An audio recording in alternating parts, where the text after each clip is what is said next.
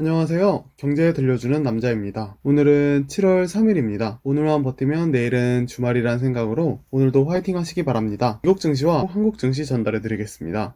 다우존스 산업평균지수는 92.39포인트 오른 25,827.36의 거래를 마쳤습니다. 또한 S&P 500 지수는 14.15% 상승한 3,130.01, 나스닥은 53포인트 상승한 1207.63에 마감했습니다. WTI는 배럴당 2.1% 상승한 40.65달러의 장을 마쳤으며 브렌트유도 배럴당 2.19% 상승한 42.95달러에 거래되었습니다. 또한 금은 전날보다 온스당 0.6% 오른 1790달러를 기록했습니다. 이날 증시를 이끈 것은 6월 비농업 일자리 수가 역대 최대폭인 480만 개가 증가했다는 소식입니다. 처음에 시장에서는 290만 개 증가를 예상했습니다. 그러나 480만 개가 증가하였고 실업률도 13.3%에서 11.1%로 떨어졌습니다. CNBC는 예상보다 더 좋은 일자리 지표에 증시가 상승했다고 전했습니다. 그리고 또한 러시아에서는 블라디미르 푸틴 러시아 대통령이 오늘 2036년까지 러시아를 통치할 수 있게 되었습니다. 원래 2024년까지였던 푸틴의 임기를 2036년까지 늘릴 수 있게 하는 개헌안이 1일 국민투표에서 가결되었습니다. 2000년 대통령이 된 푸틴은 84세가 되는 2036년까지 36년간 통치하며 1922년부터 31년간 소련의 지도자였던 이오시프 스탈린을 뛰어넘어 20세기 이후 최장기간 군림한 러시아 통치자가 됩니다. 영국의 가디언은 푸틴이 종신 집권의 기반을 열었지만 경제난이 장기화되는 가운데 국민 불안을 잠재울 수 있느냐가 변수가 될 것이라 말했습니다. 또한 영국이 논란의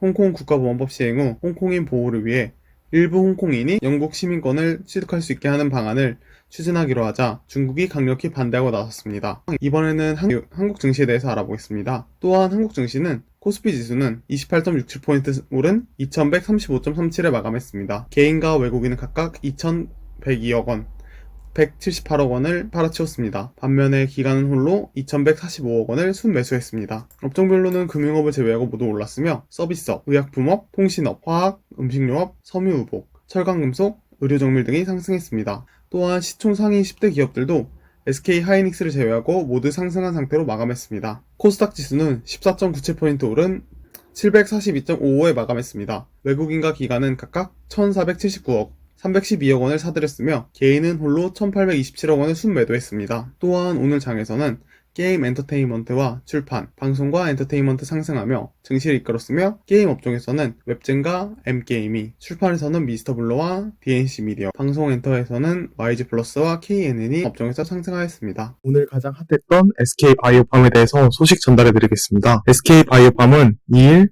코스피 상장 첫날 역대 최고 수준의 가격 상승률을 기록했습니다. 이날 SK바이오팜은 공모가 49,000원의 2배인 98,000원의 시초가를 기록한 뒤 추가로 가격 제한폭 29.59%까지 상승하였습니다. 시초가는 상장 첫날 거래 기준이 되는 가격으로 공모 가격의 90에서 200% 중 매수, 매도 의사가 가장 많은 가격으로 결정됩니다. SK바이오팜은 이날 상한가인 127,000원을 마감했습니다.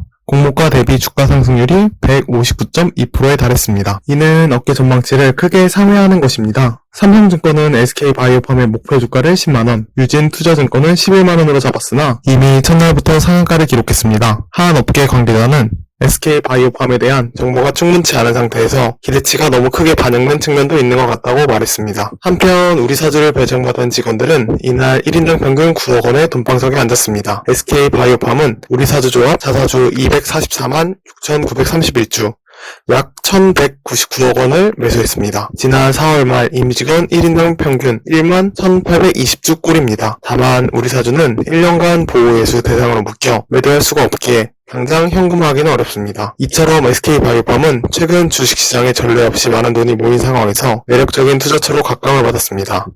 지난달 23에서 24일 일반 투자자를 대상으로 한 청약에서 경쟁률 323대 1을 기록하고 국내 IPO 사상 최대 규모인 31조 원의 증거금을 올렸습니다. 비슷한 대기업 계열 바이오 회사인 삼성바이오로직스가 2016년 11월 상장할 때보다 현재 가격이 4배 이상 올랐다는 점, SK바이오팜이 미국 식품의약국 FDA로부터 국내 최초로 신약 개발 판매 허가를 따냈다는 점 등이 투자 열기를 이끈 것으로 보입니다. 과연 내일은 얼마나 더 오를지 정말 기대가 될 것 같습니다. 오늘의 두 번째 소식 전해드리겠습니다. 그동안 LCC 저가 국가 항공업계 1위 업계인 제주항공이 이스타항공을 인수하겠다고 해서 많은 이슈가 있었는데요. 최근에 제주항공과 이스타항공의 M&A가 무산될 수도 있다는 소식이 들려오고 있습니다. 2일 제주항공은 전일 이스타항공의 10영업일 이내에 선결 조건을 이행하지 않으면 계약을 해지하겠다는 취지의 공문을 보냈습니다. 해당 선결 조건에는 체불임금 태국 현지 법인인 타이 이스타젯 지급 보증, 각종 미지급금 해소 등이 포함된 것으로 알려졌습니다. 이를 해소하기 위해서는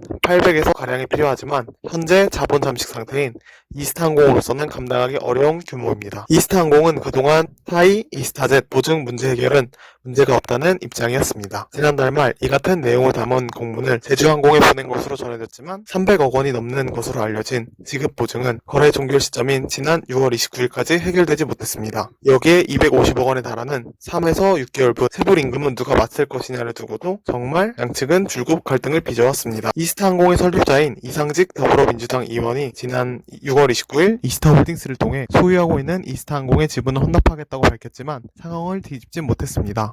오히려 제주항공은 갑작스러운 결정에 당혹스럽다는 반응을 보였고 이스타항공의 조종사 노조로부터 발을 빼려는 꼼수라는 비판만 받았습니다. 이스타항공은 지난 3월 24일부터 운항을 중단하며 지난 5월 23일에는 항공 운항 증명까지 일시 정지된 상태이며 만약 제주항공과 이스타항공의 지분 인수 계약이 파기되면 이스타항공은 사실상 파산 수순을 밟게 될 것으로 보입니다. 이런 상황에 처하게 되자 한국민간항공사협회와 대한민국 조종사 노동조합연맹은 지난 1일 이상직 의원과 국토부가 이스타항공의 체불 임금 문제가 해결되고 기업 인수가 완료될 때까지 적극적으로 나서야 한다고 촉구했습니다.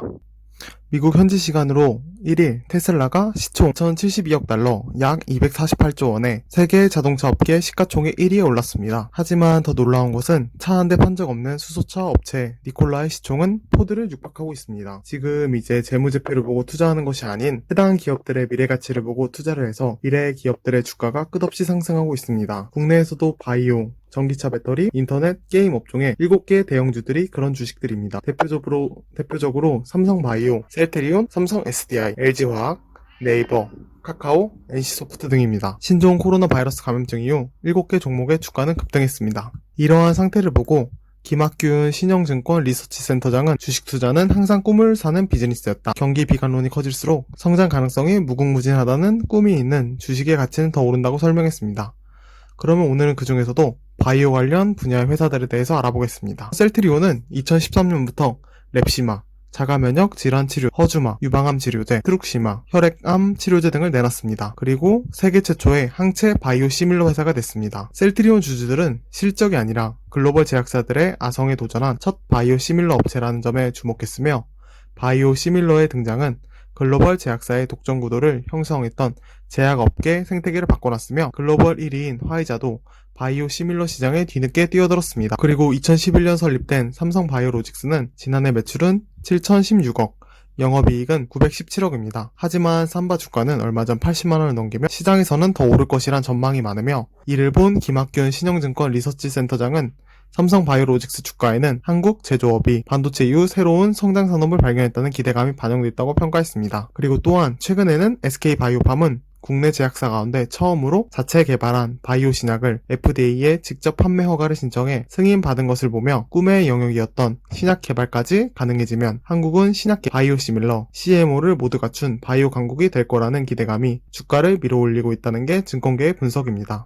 이처럼 요즘에는 투자자들이 재무제표만 보고 현재의 실적을 중요하게 생각해서 투자하는 것이 아니라 현재에는 비록 매출이 잘 안 나와도 또는 실적이 좋지 않아도 미래의 성장 가능성이 높거나 미래의 시장 점유율이 높을 것으로 판단되는 기업들의 주가가 상승하고 있습니다. 혹시라도 여러분들이 해당 기업뿐 아니라 다양한 분야에서 미래 성장 가능성이 높은 기업을 찾아서 투자를 하게 되면 좋은 수익률을 얻을 수 있을 것 같습니다. 최근 6.17 21번째 부동산 정책이 나오면서 많은 의견이 있었습니다. 오늘은 22번째 정책을 위한 개정안이 나왔습니다. 네 번째 소식은 해당 개정안에 대해서 알아보겠습니다. 최근 정부는 잇따른 부동산 대책에도 불구하고 집값은 계속 오르고 있고 정작 규제로 인해 서민 실수요자도 내 집 마련이 어렵게 됐다는 불만이 제기되면서 22번째 부동산 대책을 준비하고 있습니다. 그리고 김현민 장관으로부터 현 상황을 긴급 보도받은 문 대통령은 첫 번째, 실수요자, 생애 최초 구입자, 전 월세 거주 서민에 대한 지원 방안 마련, 두 번째, 주택 공급 물량 확대. 세 번째, 다주택자 등 투기성 주택 보유자 부담 강화. 네 번째, 집값 불안 시